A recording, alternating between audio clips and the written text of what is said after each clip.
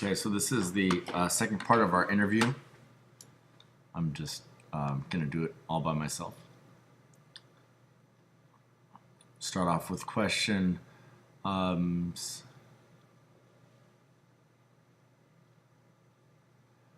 7. Describe how I maintain and establish an atmosphere of trust, openness, and mutual respect in my classroom.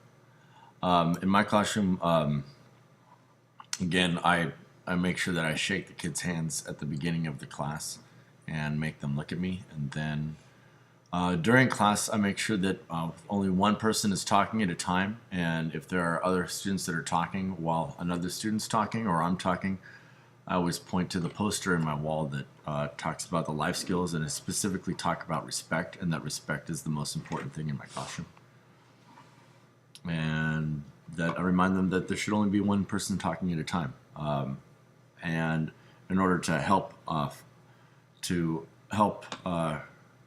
that whole idea with the respect, it's not just about one or two students talking at a time. I want all students to feel like they're respected, and so I try to get everyone to speak in my classroom. And I have a format where they're sitting in table groups of 4 usually, and they have to partner themselves off with a letter A, B, C, or D, and randomly their partner is called on to talk, and that is after the table group has talked and come up with answers for a prompt or a question or a discussion, so that they have time to talk and they have time to get an answer, even if it's not their own answer, so that every kid is speaking, and that way I can validate them and then the work that they're doing at their table, even if they can't come up with an answer.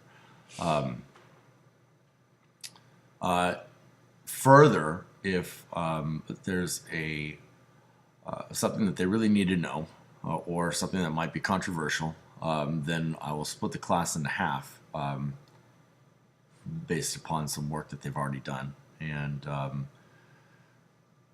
they will debate with each other with debate format prompts. For instance, if one kid says that they have an idea about how to resolve an issue, or an idea about why an issue is a certain way, and it comes time for another student to talk, and invariably the ideas that the kids have are the same, and one kid will always say that, that was my idea and I'm not going to say anything anymore. When in fact what they could say is that I appreciate this person's idea and I would like to further it, or I'd like to second that idea, and they'll restate the idea. Or if they disagree with someone's idea, then we have prompts where they say, well, I respectfully disagree with you and I see where you're coming from, but this is the way I think. And then a big challenge in the classroom is that I think that it happens with everybody, but especially with junior high kids, they're just thinking about themselves, and it's important for every kid in the classroom to know each other's name. So it's a point of mine is to make sure that every student knows the other children's name, and so every once in a while we'll practice saying everyone's name in the classroom, and that helps with establishing an atmosphere of trust and openness. Question 8, what resources, people, materials, community resources are available to me in planning instruction? Well, in my classroom, I have a couple class sets of books by Joy Hakim called The History of Us, or The History of the United States, and those books are fantastic. They're great reading. They are short stories, and they cover one issue at a time in United States history. And they're written at a level where most of the students in class can get something out of them, and they're wonderful resources for me to use. Online, I do go to the Stanford History Education Group's website, and I do pull off their carefully curated lessons, and we use those in class, and those help with again, sourcing, corroboration, contextualization, and understanding about primary documents.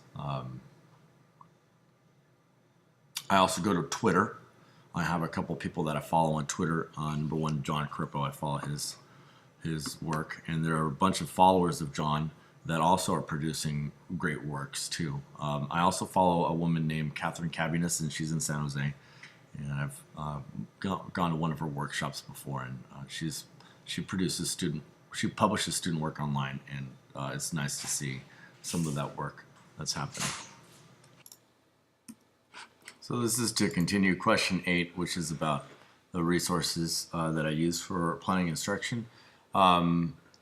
Yeah, I use Twitter, and I just mentioned the people that I follow on Twitter. I also follow this instructor named Keith Hughes, and he's from Rochester, New York. Anyway, he publishes quite a few videos on YouTube about lectures on U.S. history. And his name is Keith Hughes again, and he's fantastic. And I use his stuff all the time in my class. Question number 9, what resources are available to my students if they need assistance? Well, I know that the counseling department here at Kenilworth is great. Christine Ruzick and Keith Cameron, fantastic people, and they're available. I'm available too. Actually, I have been a part of the Mentor Me program in Petaluma, and I know that if students need assistance, that I can refer some of my students to the Mentor Me program. Question number 10, describe how I use my physical setting to maximize student learning. For examples, for the chairs in circle for discussion or the desk pushed into tables for science activities. My classroom's always been a moving classroom, and I have practiced moving my tables quite a few times even before we got the tables on casters. Since we got the tables on casters, we practiced a protocol of moving the chairs first, and those chairs are on casters. It's very easy to move them, and then moving the table second. And I have video of the kids moving the tables into different configurations in less than 2 minutes. And that is just to maximize the learning environment for their needs, whether they need to be doing partner work or whether they need to be focused on a presentation in front of the class that the other classmates are given, or whether they need to be taking a test, and it's best for them to have a private setting. What else? There's no real front of my room. I move around on a podium oftentimes to just get their focus to be elsewhere in the room, and also so that I can be able to weave my way in between and be more like a coach for them. I also set up the room for private conferencing between me and students. I'll move like the movable whiteboards so that there provides a partition for just me and a couple of other students so that we can privately discuss some of the things that are happening in class. Yeah, and I really tried to make my room as functional as possible so that the students are able to use all parts of the room, and it's not just my room, it's a resource room for them. How do I encourage my students to assume responsibility for their learning? Well, first, there's a grading policy, and my grading policy is fairly lenient, and I encourage them to get all their assignments in. This semester I have not been taking any points away for late assignments. I do have a collection date where I've marked off that all the assignments have been collected, and at that particular point the kids have a red mark or a 0 in the grade book, and because we're using Aries and it's online, parents are able to view that, and they're able to get on their kids about turning their assignments in. But once they've turned their assignments in, then I give them full credit. I might not do that for the next semester, but I've been doing that on a regular basis. And the reason why I accept the late work is because I want the classroom I want the kids to continue to learn no matter what. And it's all about learning in my classroom. It's not about necessarily their grades. I don't really care about their grades as much as them learning the material or learning concepts or skills. the interactivity that I have in my classroom, where all kids should be speaking every single class, helps them be able to put the ideas into their head and then be able to say them back and then be able to have a conversation point or a conversation starter with me and with their classmates. And because the classroom is very interactive with debate formats, with structured practice and partner speaking, I feel like the kids are more responsible for their learning. And then lastly, the class is largely project based, and if a kid doesn't know what they're doing, if they don't know what their curriculum is, if they don't know about the skills or the concepts, then they flounder within the projects. And during the projects, we'll have formative assessments so that they can continue to be able to work on the project and then be proud of the work that they're doing, and happy about being in the classroom and feel like they have purpose in the classroom. So that's how I try to manage the student learning in my class.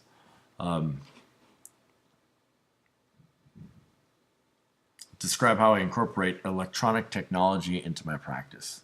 Well, I'll just talk really quickly about what I've done. I maintain a blog for all of my classes, and the blog is updated every day. And the blog has the agenda as well as all the linked assignments that correspond to ARIES. I create lecture videos online, and I publish readings online.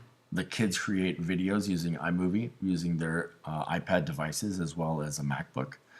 And they learn skills in Google Drawing as well as writing scripts and through Google Documents. And they use different techniques in filming to create videos. They use their iPads to create graphics. They use iPads to write, and I use them to assess using Google Forms. And they write paragraphs, and I assess them there. I collect their work, and I announce things in Google Classroom, and we use Google Classroom on a regular basis. And I email the students regularly. They email me, and I email them back, and we're able to establish lines of communication that way. It's a very basic way of how I use, and a broad overview of how I use electronic technology in my practice. And then how do I coordinate learning with other colleagues? KTV, the whole project is a collaboration with Laura Bradley. Everything that I've done in KTV has been a collaboration. And I regularly converse with Laura daily through email, and then I talk to her. I go over to her classroom at the end of the day, and we talk about how it went in KTV and the things that we need to do. And we have taken professional development days to work with each other on creating our curriculum. The whole KTV website is a collaboration with Laura, and as well as the daily broadcast that we do. And the side broadcast that we've been creating, which will be our first performance, will be due at the end of this week, will be a very interesting collaboration project that Laura and I have done. Everything that I've done in KTV is a major work of collaboration. I do collaboration in history too, but the major work that I've done and that I'm very proud of is the work with Laura Bradley.